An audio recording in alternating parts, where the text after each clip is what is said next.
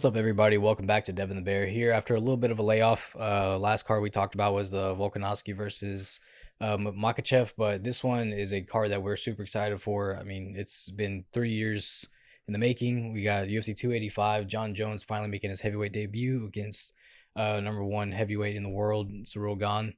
And yeah, I mean, let's get right into it. It's weird that he's the number one just because Francis is gone. Yeah. But it's just, I don't know. It was just a weird thought. Like when you said that, I was like, oh yeah, Francis isn't there anymore. Yeah, Right. it's weird. It is really, really weird. Do you feel like that kind of like delegitimizes things? No, just because like it is what it is, and there's no point in like dwelling on it. He's not in the UFC anymore. He's not in MMA anymore, possibly anyway. So there's no point in dwelling on it. If he gets back into MMA, we've always said the UFC isn't the best organization in the world. Like they're the biggest organization in the world as far as like numbers, but if there are other fighters, and if you want to be the best in the world, if that's really what you want to call yourself, you got to go beat those guys too. But in that frame of mind, UFC being the best in the world, it's also kind of crazy that if John Jones wins, he's now the greatest heavyweight in the world, right? Yeah. Like he's the number one. That's crazy. Yeah, it is a lot. It's a lot. It's a lot on the line. A lot of people consider him the greatest of all time, and he's really proved it. Time and time again, like how good he is, and he's going against a guy that people fear. Nobody really wants to fight Cyril Gane. People are not just not lining up to fight this guy because of how good he is. And John Jones is just like, I just want to fight. That's all I want to do. He is now walking around like 250. I'd say. Yeah, 250, 260, something like that. Yeah. Kind of in there. Which we always knew he was going to move up, so it's not like him being that heavy is crazy, but like physically you look at him and he's very different. So it's going to be interesting to see how he moves. I think that's the only question everybody has with John Jones is what's he going to be like now? Because it's been so long and he's got a different body, an entirely different body. And nobody really has any questions about Cyril Gane other than, what about John Jones's takedowns? How's he going to handle that? Yeah. And has he worked on that? And that's the thing is like John Jones really does. He has really good wrestling, but he never really uses it either.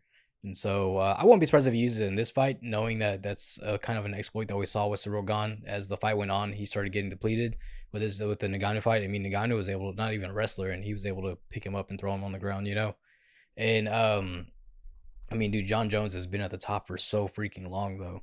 Like, if you really like, even back when Cain Velasquez was champion, there was conversations about them two fighting each other, to see who's the best champion out of those two, because those two guys were considered pound for pound the best in the world.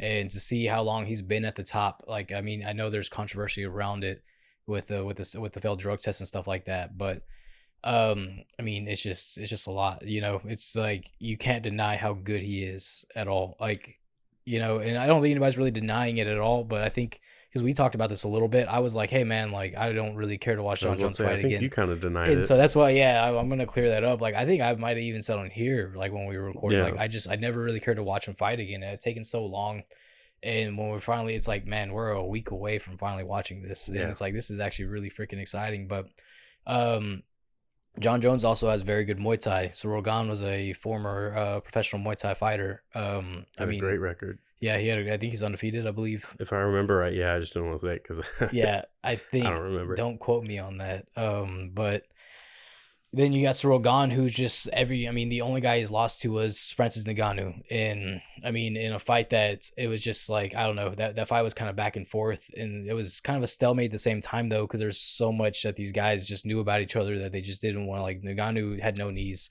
Cyril Gane knew that he had the power regardless of it. He didn't know he had no knees, but and so, but that being said though, I think John Jones comes in and he's going to be just as good as he's always been, and I think he's going to look great. I think Cyril Gane's going to have a little bit of success, but I don't think it's going to be a lot. Like I think John Jones is going to finish him. And I think if Jones can not let Cyril set the pace of the fight in that first round, then I think he takes it. But if Cyril goes in there and he starts surprising John Jones, and John Jones is like has the butterflies of it being his first fight back in a long time, and then like if he's in there and he's not fighting, he's like thinking, he's not going to win that first round. And I think that just leads to more issues for him in the fight. But we've seen him in there before after a long layoff with a lot of pressure and all the drama and everything he dealt with. But he didn't have too much of an issue. I think there's more this time than there was that time. And I think that there's more on the line this time because it's a different weight class and a bigger guy. So I think if he goes in there and starts getting hit, there's going to be problems. And I don't think it really... Cyril Gane's good enough to where he's not going to let it get better for John Jones. John Jones is going to have to work to make it better. When you look at like John against like OSP let John make it better for himself in the fight. I don't think Cyril Gane does that. Yeah, no, like if you look at the another really good fight to look at with Cyril was his last fight against Taito Vyasa. Like he got dropped, and then after they came back in that second round, it was just a straight war after that. We've never seen Cyril Gane ever fight like that, and so that's what he never had to. Exactly. I mean, if you look at his fight against Derek Lewis, like he just had to just pick his shots against Derek Lewis, and knew that. I think he finished it. I think in the third round or fourth. I can't remember, but like he's a tactician, and it's crazy to see because he's such a big dude. You don't really see big guys like that just pick their shots, just kind of weigh the water a little bit, know what they're gonna do. He'll keep you uncomfortable. He'll keep you like getting hit very methodically. So he's not gonna just sit there and brawl. And if you bring it to him, he will, and he's not bad at it. Yeah. So he's fine with it. But at the same time, John Jones isn't gonna do that either. So the way that John Jones can put the pressure on someone, I think is going to be interesting to see Cyril Gane deal with. I hope that John Jones can do it because I want to see a good fight at the end of the day. In terms of who I want to win, I don't really know. It's hard. It is hard. It is hard. It's like who John Jones is outside of the octagon is like I was somebody I'm not a fan of, but he understands that, I think he was not really quoted. I don't know the exact quote, but I'm going to paraphrase. Is just he had said, I know that there's things that's happened outside the octagon that have painted a picture of who I am, but one thing I'm good at and you can't deny is when I'm in there, I'm the best at it, and I mean, dude, you watch John Jones fight and he's brutal though, dude. Like he knows how to break somebody down just like Cyril Gane does, and but John Jones, I think, does it just a little better though. Like he knows how to, if he wants to just give you an oblique kick, he'll do that. If he wants to get you, like if y'all clinch up, and he knows how to twist your shoulder, and he's like 250 pounds now, so he did the right bulk. He put on the right muscle and the right amount of mass. To he just I don't know. It's kind of hard. Like it's hard to go on about John Jones because everybody knows how good he is and what he can do. Well, then let's look at it this way. Would you say that Cyril Gane is going to be the best striker John Jones has fought, at least in the last, however long? So I'm trying to think back because of because he's fought Rampage, he's fought Vitor Belfort. Vitor Belfort had good boxing. I mean, because the list goes on about the guys that John Jones has like just demolished. And but I would say. So what I'm getting at is I think he's the most versatile with striking that he's ever fought. I think the best striker John Jones ever fought was Alexander Gustafsson because he's long, he's rangy, he knew how to use it, and he was decently versed. He wasn't strictly a heavy puncher, which is a lot as Vitor, Rampage, even Dominic Reyes, very heavy puncher. Yeah. And they stuck with that. Gustafsson can mix it up, but not as well as Cyril Gane. So I think Cyril Gane, his biggest thing is going to be the fact that he can mix it up really, really well. And I'm saying all of that, but I don't think John Jones is going to have too many issues with that unless Cyril Gane can check low kicks. And if he can find a way to evade or counter the oblique kick, because that's something John uses a lot to poke. And if Cyril can kind of negate that and then poke back, it's going to be a really interesting fight. Yeah, I think because one thing I noticed about John Jones was like his calves still never really grew. It's just in his genetics, he just has small calves. He has chicken legs. And the thing is though is like if Ciril's a tactician, so and I do agree that he's the most versatile striker that he's fought, and he he's probably the best kickboxer that he's fought. You know, if like just like pure kickboxing, he's probably the best one that he's fought. But if Cyril just goes in there and makes it all, he like if he wants to do anything, he's gonna have to set up the leg kick, not just throw a leg kick out there just to throw it, because then you're just gonna get your leg kick checked. John Jones has those fast twitch reflexes that you talk about. He's gonna have to really set up those leg kicks and not just throw out there. He's gonna have to make John Jones think about the leg kick, and getting leg kicked by a light heavyweight versus a heavyweight. I'm sure there's has to be a difference there. Even though like they rehydrate and they're like 220 whenever they walk Yeah. in the next day, but You got to think that when the heavyweights rehydrate, yeah, they're like you know, 270, 280, yeah. dude, and that's solid mass. And Like, with Cyril Gahn, it's the mass that Cyril Gahn has is different than the mass someone like Ben Rothwell has. yeah, The mass that he has is going to be coming at you with speed and force and precision, and Ben Rothwell is just throwing to throw because Yeah. he's huge. And I'm not saying anything about his technique or anything. I'm just saying mass. The mass that Ben Rothwell throws at you is scary because it's mass. The mass that Cyril Gahn will throw at you is scary because it's mass, it's fast, it's forceful, and it's there's point to it. There's a purpose behind it. Like Ben Rothwell throws something heavy because he's throwing it heavy. I hope this makes sense. I see what you're Cyril Gahn saying, throws yeah. something because he throws it with the he intention. sees something that he can land. Yeah. I don't know how to. But he also picks his shots though. Ben Rothwell will throw. That's hooks. Like, yeah. like, That's you look a at better his way to look explain at it. it. Look at his BKFC debut. He just fucking started spamming triangle, dude. Like was going at the dude and knocked him out quick. But like Cyril Gahn knows when to make the shot count. He has the precision. He has the technique. He has the power. Like he has the speed as well. He's fast as fuck. Like he's really quick. You know. Yeah. And but I feel like a lot, not enough people are talking about how good Cyril Gahn is though, because of the fact that he lost to Ngannou. But if you look at his fight against Tai Tuivasa though, I think he earned that respect back from a lot of people that he can actually sit there and fight somebody and throw down with these guys. But with John Jones though, man, like anytime he like challenger John Jones is a completely different animal. Like when he's a champ, he knows how to keep that belt. He knows how to. His fight IQ is like off the charts. He knows how to just make it his fight and make you uncomfortable to where you might have one good round, but that's because John Jones doesn't ever really go out in the first round and just go at it. You know, he's kind of defensive. He makes his reads. He knows where to pick. He knows what he's gonna do the next round, and I really feel like John Jones is gonna get a third round TKO or knockout. You know. Well, like you had just said, John Jones is not someone who goes in there in that first round and just starts throwing down. Yeah. And not that I think Cyril Gahn's going to do that either, but I think John kind of needs to be a bit more offensive in that first round. He needs to just push all of the potential jitters and butterflies and like nervousness away and get straight to it. Start throwing those low kicks, start putting that jab out there, throwing front kicks to the head, just to kind of keep Cyril from setting his own pace. Because once Cyril gets comfortable, it's trouble. Once John gets comfortable, it's trouble. So if John wants to win, he can't, be overly tactful in that first round. He has to be very offensive, I think.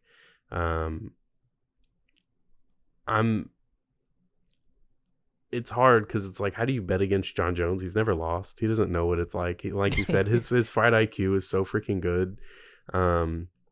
So I'm gonna go with Cyril just to be different. And I see a lot of ways that Cyril can win. So it's not like I'm just picking Cyril just to go against John Jones. I see a lot of ways that he can win, but there's a lot of ways John Jones can win too. So I'll just pick Cyril just, in case he wins. I can say I picked better than you.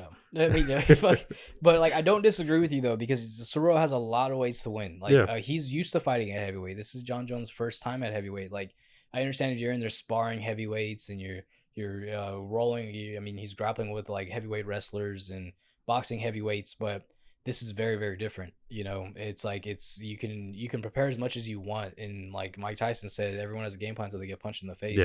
Yeah. Imagine if cardio is an issue for John with his new body. Yeah. And in training it may not be, but imagine if cardio is something in question and he takes one of Cyril's body kicks or his knees to the body. I bet you that goes out the window. I bet you that cardio starts changing real fast. Yeah, because Ciryl has a sweet body kick, dude. He rips that out there so well. So there's too many variables in this fight, I think, to really pick it, unless you're going based off of the fact that John Jones has great fight IQ and he's never lost, and you're the other way if you're picking Cyril Gane because he's a heavyweight. Like those aren't real like stats to go off of on why you think that fighter's going to win. Like it's a good reason, but I don't think it's a genuine argument. So like I said, I'm gonna pick Cyril Gane. But the way that he rotates his hips, I'll say by decision into it, like into that kick. Yeah. So you said Ciryl by decision. I'm sorry, I interrupted you. You're fine. You're fine. But yeah, so Ciryl by decision. That's a possibility too, though. John Jones last time he had a pretty long layoff. It's hard to say because he had a long layoff for the OSP fight, and that was his worst performance. And that's what I'm saying. OSP let John Jones do that. Yeah. I don't think Cyril lets John Jones do that. But the next time that like he fought with after a long layoff, he had which fight was it? Thiago Santos? No. It was he had a long layoff with the second DC fight. He had I want to say it was like 2 years, and then he had a long layoff because he got disqualified that match. The failed drug test, and he had a long layoff when he rematched Alexander Gustafsson. And I also think that had to do with some maturity with John Jones. He's openly said that, like, when he was like off, like it's hard for him to stay focused. He's the youngest champion, right? Yeah, youngest champion, 23. 23? Yeah, 23 years old, dude. And so you're already like, I mean, you've lived a life, you lived multiple lives in your 20s. It's crazy, but he yeah, man. So he had a long layoff against going into the Gustafsson fight, and he I mean, you saw what he did to Alexander in that fight. Yeah. But also Alexander had a lot of wear and tear while John Jones was sitting on the shelf. Gustafsson had fought a lot in between. It's a real dusty shelf. Yeah. And so the snow came early. So for the co-main event, you got Valentina Shevchenko taking on Alexa Grasso for the women's flyweight championship, and it's the same thing like the main event before. Like the main event is like it's Valentina. You can't go against her. Yeah. Like, how do you pick against Valentina with everything she's done? She proves time and time again that she's not just better than everybody else, but she's getting better each time. I think her performance her last fight was the Lauren Murphy fight? It was Taila Santos, I think. Taila Santos. Yeah. And then I think she looked better in the Taila Santos fight than she did against Lauren Murphy. Really? I think so. But go ahead. I don't know. Taila Santos like brought it to her. Like I felt like she did. Okay, so that kind of plays into what made me say that. Did Lauren Murphy? No. And Valentina, in those first couple rounds, I guess maybe it's that Muay Thai mindset, but those first couple rounds, she usually sets her shots up, figures out her pacing, and if you don't do anything by that third round, she's going to start destroying you. She's already picked you apart if you let her in those first couple rounds, which I say let loosely, but those first couple rounds, she's kind of just figuring herself out, figuring out her range. And then once she has that confidence to put you away, she's going to. And she runs through people. And that's what she did against Lauren Murphy. She said she expected more from her. But then she got that from Santos. And I think she handled it really well. Yeah, I mean, because that first round in that Santos fight, Santos got her back and had her back for a majority of that round. Yeah. And she was able to defend it. I mean, and Santos was doing everything you can do to try to get somebody to slip up. She even had her hand over her mouth, suffocating her. I'm like, Jesus, man. But I'm like, I like it, though. And that's what I'm saying. You look at Valentina's reaction to that in the next round. Yeah. Like, she looked so good after that. Yeah. But Santos was in the fight. I do think that her fight with Taila Santos was the hardest fight she's had since she's gotten that title. I mean, there wasn't I can't remember who it was, but there was she's only had like really two tough fights. Like being champion in terms of like her own performance. Right. And so you look at Alexa Grasso. I mean, she does a lot of things very well, but it's also like, does she do them well enough to beat somebody like Valentina? Valentina does. I mean, we've talked to Alexis Chavarria about her before. Yeah. And it's crazy how much she works on every little aspect. Like, travels all over the world just to work for one specific thing, And he's told us how quickly she was able to trip him in the clinch. He was like, yeah, I'd start to lift my leg up and then I'm on the floor. And I was like, oh, That's so fast. That's terrifying. Yeah. Like that's so cool Um, though. so just to know like how ingrained in her like in her muscles and in her like her bones and her brain, like every little fiber of her body, it's ingrained in her to beat someone. Yeah. Like the way he explained, he's like, the second I shifted my body weight, not even moved my body yet, just the second I shifted, she knew I was about to start trying to throw a knee. So whenever my knee did pick up, she tripped me. And he's like, and that's a matter of what, like a fraction of a second. And I'm like, yeah, that's freaking crazy. Yeah. And so to that, I think Alexa Grasso's best chance is on the ground. And so there's going to be some clinching, there's going to be some takedowns, and I don't think she wins that against Valentina, because Valentina, that's her wheelhouse. She's so good on the ground, dude. Like it's crazy to think that this former, was she Muay Thai, right? She's Muay Thai. I don't know why I started thinking something else, but this former Muay Thai fighter in recent years has almost looked better on the ground than she has on the feet. She looks great on the feet, but I think her grappling lately has looked so good. Again, Jessica Andrade, that fight I think is the one that really stands out. Well, so the one that stood out for me with her on the ground was the Juliana Pena one. Yeah. Yeah, because I mean, Juliana Pena is great on the ground. That's her bread and butter, and she was able to get Juliana Pena and just absolute control her. But the Jessica Andrade, like you said, that was kind of like the cream of the crop. Yeah. It was like that was such a good, like, she just took her down and did whatever she wanted with her. And then, But yeah, and then same with Tyler Santos, like you were saying. Yes, you're in an undominant position, but look, what did we just learn about undominant positions with Volkanovski? It's okay. You can still, in the public eye, win that exchange from an undominant position. He was sitting there beating up Islam from an undominant position. Islam had his back. So with Tatiana having Valentina's back, Valentina was still defending everything. I don't think that wins anything, but I'm just saying it's really hard to defend a rear naked choke for upwards of even just 1 minute. But what was it, like 2.5 minutes, Yeah. 3 minutes? Can't even defend it for like 20 seconds, dude. It's crazy that she was able to defend it against another like championship caliber fighter. Championship, not champion, but championship caliber fighter. That's what Tatiana Suarez is. But yeah, it's just, I think that that's something that should be respected. So it's just crazy to think about. And Alexis Grasso, I don't think is going to be able to handle that. I wouldn't be surprised if it goes to the ground and Valentina counters and gets the submission. That's what the last person to submit Alexia Gracio was Tatiana Suarez. So that's what she does. Yeah, I mean, they call her the female Khabib. So yeah, they really do. I swear to God. I haven't heard that yet. That's funny. What's it called? I don't know why. I just thought about something else we talked about before, and like they call them that. They're like, no, they don't. But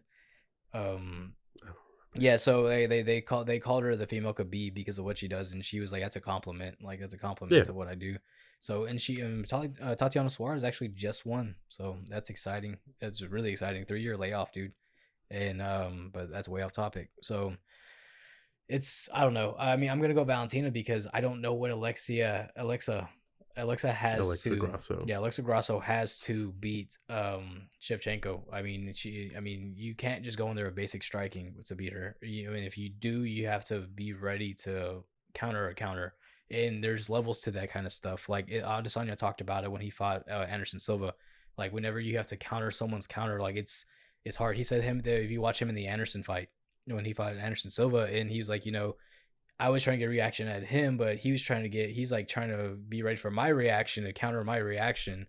And it's just like, he's like, it's a chess game. And I don't think Alexa Grasso has that level of striking to have that kind of chess game with somebody like Valentina Shevchenko, Yeah, and it's not disrespectful in any way. It's because Shevchenko is so good, Yeah, I don't think there's anything about Alexa Grasso that looks bad. So it's not like we're trying to trash on her. It's just when you go up against someone like Valentina Shevchenko, even Amanda Nunes, like you look, other than that Juliana Pena fight, she's never once looked bad in her recent championship reign. Mm-hmm. So it's when you go up against someone like that, it's hard to build you up. Yeah, I mean, what was another good one? What do you think about Erin Blanchfield? Like, how would she stack up? Yeah. I think Valentina makes her too uncomfortable on the feet, and she'd obviously have to take it to the ground. Yeah. And she's good enough, but if they spend too much time on the feet, she's just going to be hurting, and it's not going to end up well for her on the ground. She does have a fucking chin on her, though. Yeah, that's why she'd be hurting, because she'd be taking all those shots. Yeah. And she'd be like, I'm okay, though. And it's like, no, you're not, because when you start laying there and you're grappling and every little piece of your body is moving now and you're having to hold certain positions, it freaking sucks. Yeah. I don't know. I was a fan of her before the Andrade win, and so I was super excited she got that win. Yeah, but me too. Yeah, it's hyped as shit, dude. I don't know. It's cool. You know, get to see this division shook up a little bit in a division that's like ran by one person that nobody can beat. You know, it becomes stale. So to see a fresh face come out like number 13 to like jump to number 3 spot, pretty cool. But the mid card fight is gonna be Mateusz Gamrot stepping in on like 2 weeks notice, something like that. Yeah. Against Jalen Turner. Dan Hooker broke his hand. Yeah, he broke his hand like in half. Like he talked about. I forgot. I think he was training with Volkanovski for his fight. Or somebody, I don't know exactly who it was, but he was training, and he said one of the guys, he went to stuff the takedown, and he ran into his hand, and it just bent back the other way.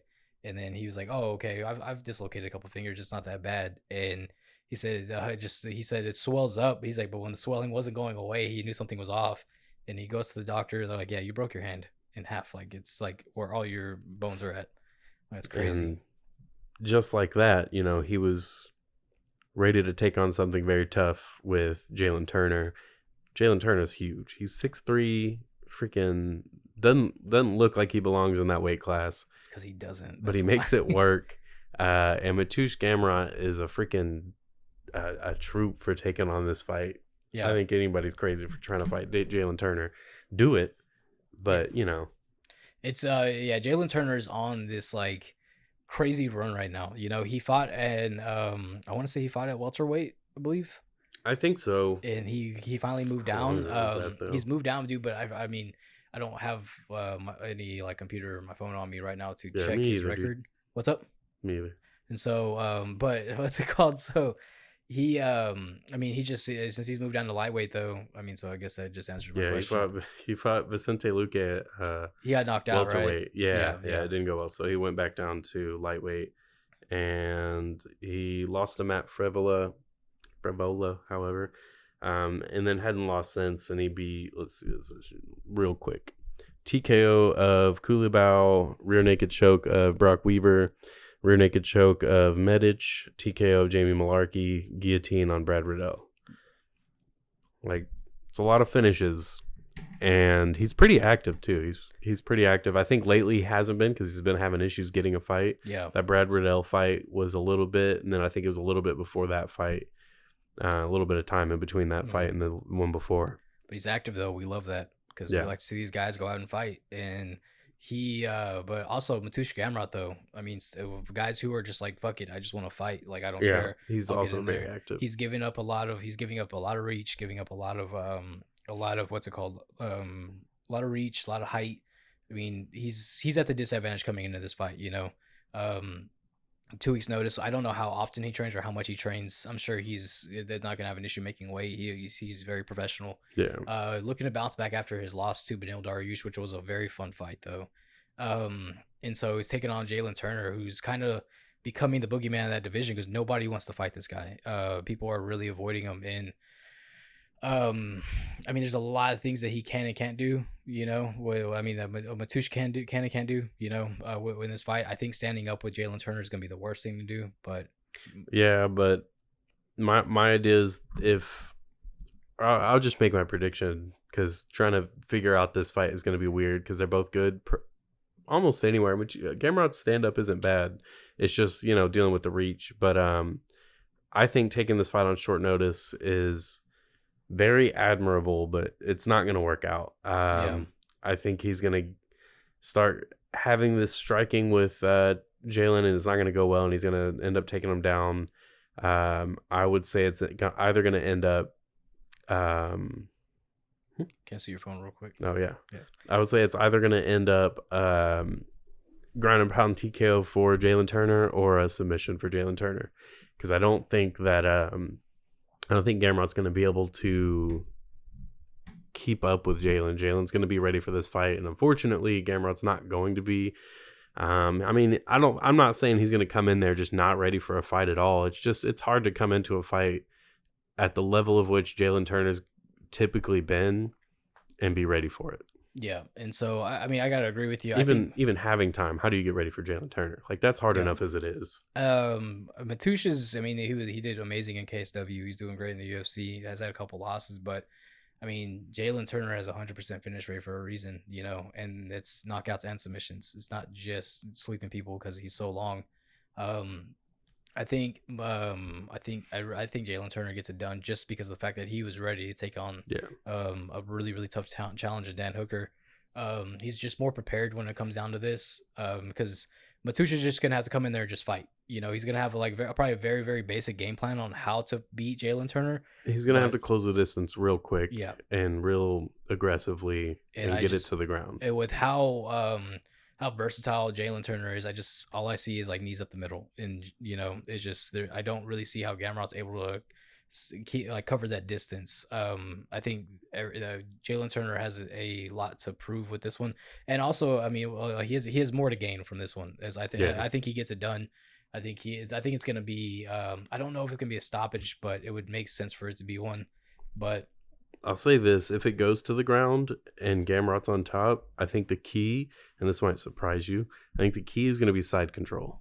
I think if he can get in side control and stay there, he can finish Jalen Turner. yeah, and I mean, like right now, like Gamrot's risking a top 10 position to Yeah. take this fight on short notice. And but go ahead. that's just a big deal for Turner. Yeah. I think if Turner gets a top 10 ranking, I think people are going to start acknowledging him more, and he's going to skyrocket. Dude, him and Dustin, that'd be a fun fight.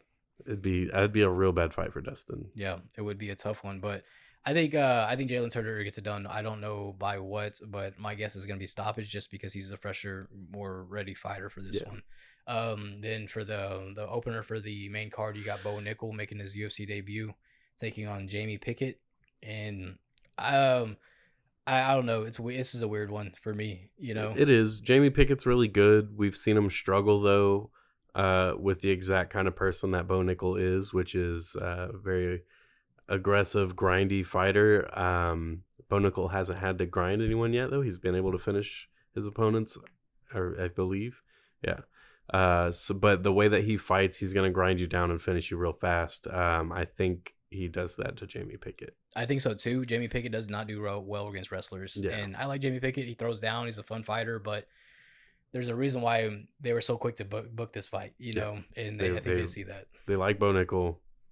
I mean, I'm sure they like Jamie Pickett too, but Bo Nickel's their next big hype train. I don't get why. If I'm being honest, I don't get why. He's a great wrestler, and I think he's a cool dude, seemingly, you know. Yeah. But okay, Yeah, I how mean, many great wrestlers do we have? yeah, and also he doesn't have the cleanest stand up. If you Yeah. ever notice, he drops his Yeah, hands a lot. it's sloppy. Yeah, and I always see Jamie Pickett pull it off just to be like, look, this is why there's levels to this shit. Like, you don't just bring a guy who's like 3-0 into the UFC to prove a point. Like, you know, I get that he has the resume and the caliber of who Bo Nickel is. He's an amazing wrestler. He's national wrestling champion for a reason. He's really good, and he's training at ATT right there in Florida. And but I think Jamie Pickett, just the experience kind of favors him in this one. But I also know that Jamie Pickett does not do well, doesn't do the best against wrestlers. You know, if you look at people that he's lost to, it's just he's been. I know he's been knocked out. I know he's been. I think you want to say he's been submitted. I think so. Yeah, I know he's been submitted. I'm pretty sure he's been knocked out. I mean, Bo Nickel got a fucking mounted triangle in his last fight, dude. Yeah. You know how hard that's to do at the professional level. Like it's Dustin did it to Max Holloway, and I think that's the best one we'll ever see. or like whenever Damian Maia did it to Chael Sonnen. You know, it's just like it's crazy to see that move at an elite level. You know, It's just, Chael gave him that position to see what he could do with it, yeah. and I don't think he was very impressed. So Damian Maia was lucky he's freaking didn't break his legs, dude. yeah, Yeah, it's the big as biggest arm biceps. Yeah, in Westland, Oregon. So anyway, though, there's also Shavkat Rakhmonov against Jeff Neal. That fight's really fun. I think people are sleeping on Jeff Neal. But in this fight, it's a little understandable. Shavkat is crazy, and I love watching him fight. I quickly became a fan of his. I'd like to see Jeff Neal look good, but I think that I'd pick Shavkat in this fight. I would have to agree with you just because Shavkat also can stand up Yeah, very well. he can stand and throw, and he can take you down. I think he's gonna throw a Jeff Neal, Yeah. but I think Jeff Neal lands a couple that Shavkat doesn't like, and Shavkat just takes him down and finishes it on the ground. I think, I mean, is it out there to say that I think Shavkat's better than Hazmat? Um, Like a better fighter, I'd I say. think he will be. Yeah, because I mean, he's got the stand up. He's got the wrestling He's got the also. cardio. He's got the cardio. But the thing about Hazmat is Hazmat's he pushes that pace. He has a strong pace and he has a lot of power, and that's why Hazmat's able to go in there and do what he does to these guys. But I think with Shavkat though, man, he's super good, but he's still learning, and I don't see a lot of holes in his game. He hasn't shown any because look what he's done to these guys. Yeah, Jeff Neal is, I mean, shit, dude. He got a buff. Like they gave him a little DLC update in his last performance against Vicente Luque. You know that was really freaking that solid, was, dude. yeah, he looked great, He dude. beat the And hell out of Luque. like if Jeff Neal wins, I'll be happy. I'll be super happy. Yeah. I love Jeff Neal, man. Yeah, yeah. What's it Yeah. called? But he's just a great fighter. I wish I knew the guy, but no. But so That's weird. fucking dude, nah, man. He seems like a cool dude. He's a Texas boy, so Yeah, just So saying that, reminding myself of that, I'm going Jeff Neal. okay. Yeah, by knockout. He's gonna get it done. He's ready for these takedowns. I actually take that shit back because the thing about what boxer, he has a very strong boxer stance, and that's very susceptible to takedowns. I think Jeff Neal. You look at his Magny fight. I think that is not a good way to fight against Shavkat. Not at all. If No, he fights like that against Shavkat, he loses. I thought he won that real fight. fast. You remember we watched that fight together? Yeah. Yeah. And I think a big part of it was just Neil Magny was backing up a lot, and he was Yeah. just poking the whole fight, Yeah. which is frustrating. But if you're scoring, you're scoring. Yeah, I mean it's more than just following someone around, Yeah. And so, but I don't know, man. I would love to see Jeff Neal win, but Shavkat is just it's a different face in the division as well, though. And like I think you kind of said it best though, is like you think Shavkat's time is now. Yeah. It's just Hazmat's probably gonna be moving up to middleweight, which he should have been staying at middleweight. We've it's not that I don't feel like we ever wasted time with him going down to welterweight because we saw him make weight when he fought Gilbert Burns. But it's like you knew that he struggled to make weight. He missed weight 2 times in the 3 times he was supposed to fight at welterweight. Yeah. So I would rather him just go back oh, to 4 middleweight. times. But yeah, I mean, Robert Whitaker wants to fight him, make it happen. Yeah. So yeah, that's my take on that one. So for the prelim headliner, you got Cody Garbrandt making his return after his attempt at the flyweight debut, taking on Trevin Jones. Trevin Jones is a unit. Yeah. It's a scary first fight. A scary fight back to the bantamweight division. I would love to see Trevin Jones get a big win like this. I'm pretty confident he can do it, especially if Cody Garbrandt comes in looking how he's looked lately, like he doesn't win that fight. The experience is on his side just because of where he's been with his career. But it's going to be sad to see Cody Garbrandt get slept again. Dude, yeah, and I think Trevin Jones does that. Yeah. He hits hard, and I mean, if you make it into a brawl, I think Trevin Jones is gonna be more than happy to stand and bang with somebody. And that's exactly what's going to happen. Yeah, and I don't know, man. I got Trevin Jones winning by knockout. I love Cody Garbrandt. Like he's an amazing fighter. We always talk about his performance against Dominic Cruz. That is hands down, in my opinion, hands down the best performance of a fighter of all time. I don't see anyone doing better than how he fought against Dominic Cruz. Yeah. Ever. We'll clarify. I love his fights, not him. But yeah. I kind of figured that that's what you meant, but yeah. I don't know. I got some weird side eye from you. I was like, let me clarify. Because yeah, no, man, I'm just fucking around. So also we got Derek Brunson taking on Dricus du Plessis. I like Derek Brunson as a fighter. I mean, as a person, as a fighter, he's all right. He's really good at certain things. Dricus is fun to watch. He's super fun to watch. So fun to watch. His win over Darren Till was fun, dude. But I mean, his fights with Brad Tavares. Yeah. Who else did he fight? He fought Trevin Giles as well. And so we're fans of Trevin Giles. Yeah. And what's it called? Yeah. And so I thought you were like saying it's Trevin Jones. Oh no. What's it called? He fought Trevin Giles from War Training Center, and it was a fun fight too. Those guys were going back and forth, but I think Dricus has a lot more ways to finish this fight than Derek Brunson does. he still has that habit of getting hurt and kind of leaning forward, and his hips aren't ever under him whenever he's doing Yeah. that. And Dricus is a powerhouse, dude. I think he's worked on his cardio to make it a little better for these kinds of fights that he likes to have. He's gonna have to, because yeah, the way that he fights, you have to have decent cardio because he goes freaking nuts when he fights. Um, it's just crazy, like the way that he fights. He's so much technically better than the way he fights. Yeah, So I do hope that this fight against Derek is tough because we might see an even better Dricus emerge from that. and we need that though. Yeah, I mean, he's a new face. He's a South African fighter, and so it's cool to see somebody from a different nation come in and make some noise, and that's what he's doing. So I got I got him by knockout, to be honest with you.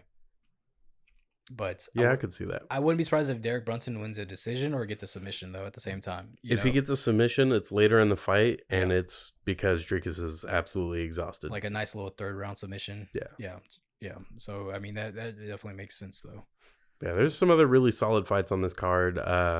Julian Marquez and Marc-Andre Barrio. I'm not sure. It's French or something.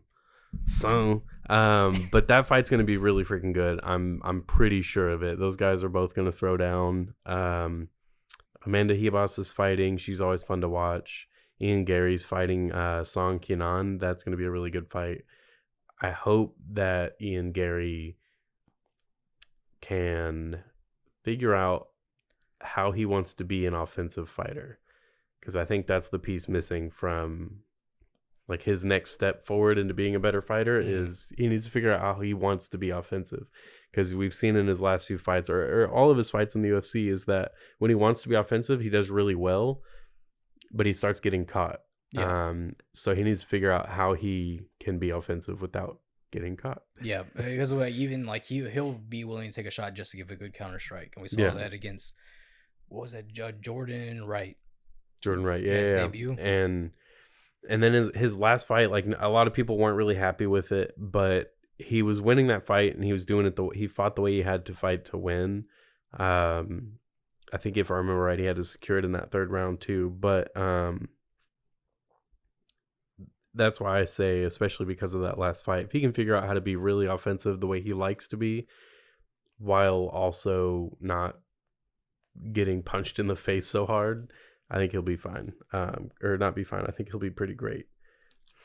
Gabriel Green, that's who it was. Yeah, And that guy surprised me before too. Yeah. He's a lot better than I expected him to be. So But yeah, this UFC, what is it, 285? 285. 285? All these numbers now. Yeah, it's getting hard to keep up with them. Yeah. But You see they're talking about UFC 300, and they're wanting to make it big. as long as Jim Miller's on the card, I don't give a fuck what they do. That's one of the main things they were talking about is Jim Miller. Yeah. But I saw someone say something, and this was it's very high. It's not just, it's impossible. It's an impossible matchup to make. But someone said, Brock Lesnar and Gordon Ryan, put them in a fight, and I was just like, what? Who comes up with this I stuff? wouldn't be opposed to it. I would love to see it just because of those two guys, but how did they? I would never put those names together. Yeah. That sounds so freaking weird. But a lot of people were like, nah, Gordon Ryan taps Brock, 10 times out of 10. And I'm like, does he?